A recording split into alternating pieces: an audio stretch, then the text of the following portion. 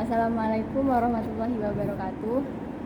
Perkenalkan, nama saya Herlia Putri Salsabila sebagai pewawancara pada hari ini, dan juga narasumber saya yang bernama Nur Agustin, Mbak.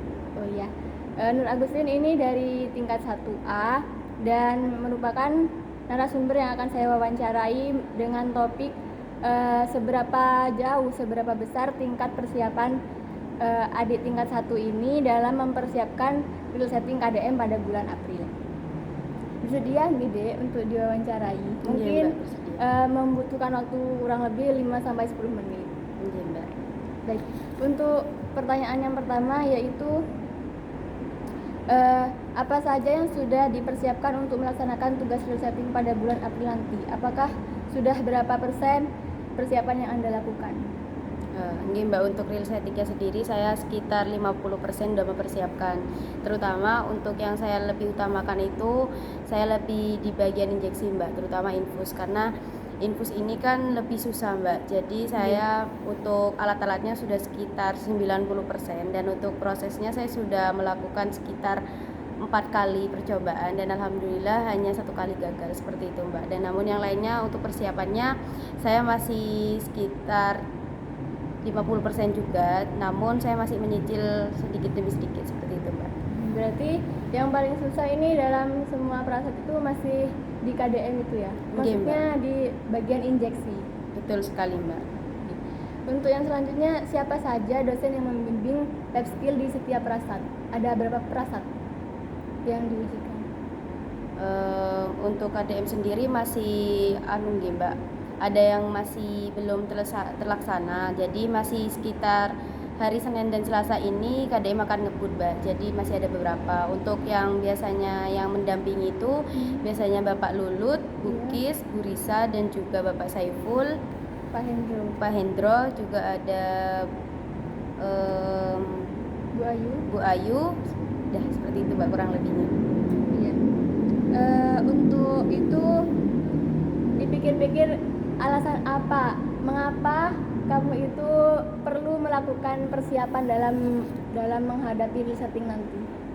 Oke, Mbak, yang pertama seperti karena kan juga kalau dalam menghadapi real setting itu bukan hanya kita mengerti tentang materi atau memahami tentang materi, tetapi juga kita membawa nama baik alma mater ke Polkesma. Jadi kita harus lebih mengerti, selain materi kita juga harus bisa mengerti praktek, dan kita juga lebih kreatif tentunya, Mbak. Jika kita cuma bisa materi namun kita tidak bisa praktek, itu merupakan memberikan dampak buruk bagi Polkesma seperti itu, Mbak.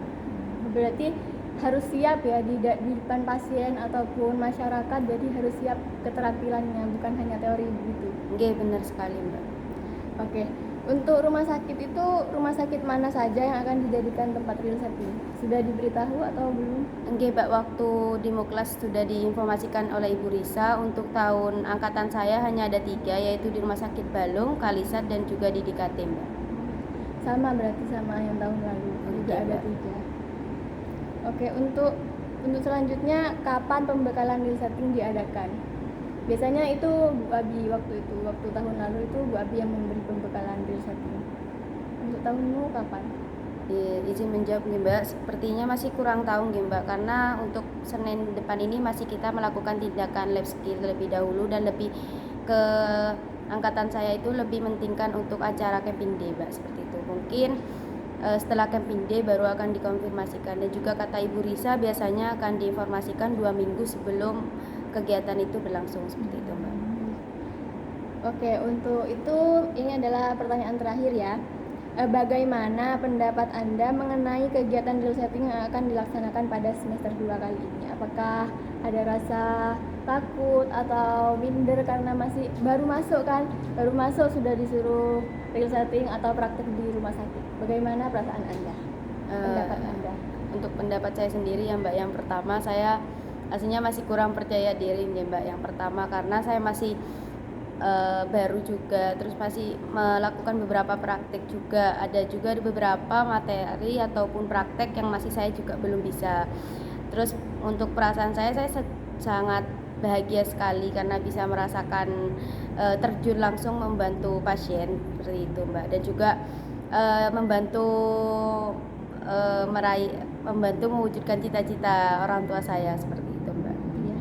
Jadi nanti itu kamu akan melakukan apa ya, kayak praktek itu di rumah sakit. Nanti itu kamu harus melakukan dengan percaya diri dan dengan dipersiapkan dulu sebelum ke sana kamu harus lulus lab skill dulu di sini di Poltekkes ini gitu ya. Oke Mbak, siap Mbak, dan itu sudah saya persiapkan Mbak. Ya, semoga lancar ya resettingnya ya. Oke, amin Mbak. Terima kasih nggih. Oke. Baiklah, untuk wawancara pada kali ini saya simpulkan bahwa adik Nur Agustin ini memiliki persiapan sebesar 50% dikarenakan ada beberapa prasyarat lain yang masih belum dilakukan demonstrasi atau praktik lab skill. Seperti itu. Jadi kesimpulannya saya berikan jempol karena sudah memiliki 50% persiapan begitu. Untuk itu saya akhiri wawancara pada kali ini. Terima kasih Adik Agustin sudah bersedia saya wawancarai. Kurang lebihnya mohon maaf. Wassalamualaikum warahmatullahi wabarakatuh.